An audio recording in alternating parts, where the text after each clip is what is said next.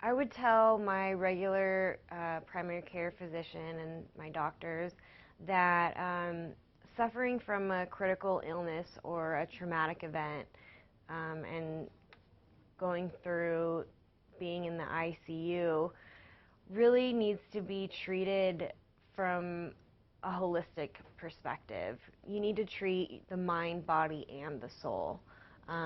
You can't just treat the medical side of the patient. You need to really look at the entire patient and treat them that way. And when you refer them to other places or give them resources, remember that they're a whole body and they need to be treated from every aspect.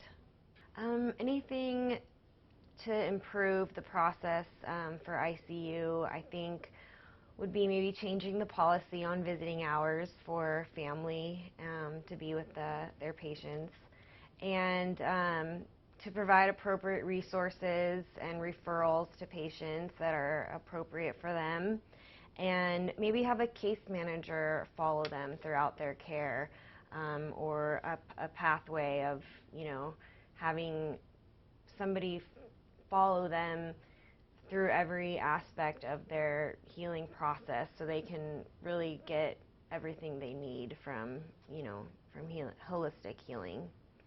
And also mainly incorporate the families more, integrate them in the process, and also remember that they're patients and victims themselves and have their own traumatic story to tell, and that they're a really important puzzle, and they need to be included in the education and in the care, and also treated, also have psychological treatment and their own type of healing process.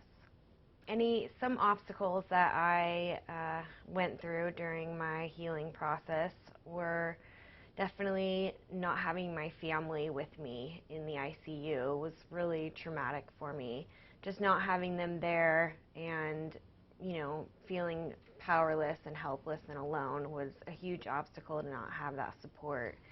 And also access to to different resources. And, I didn't really have a good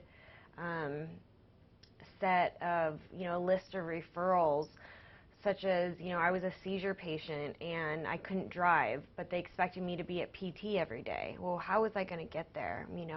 Was my mom ended up quitting her job and driving me there, but if I didn't have that resource, how do you take a taxi? I lived 45 minutes away. How do you get there? And referrals to, trauma groups and chronic pain groups, or how can I reach out to other people who are going through my experience? And that was an obstacle that hindered my healing process. I think it's important for the regular doctors to learn a lot about sepsis.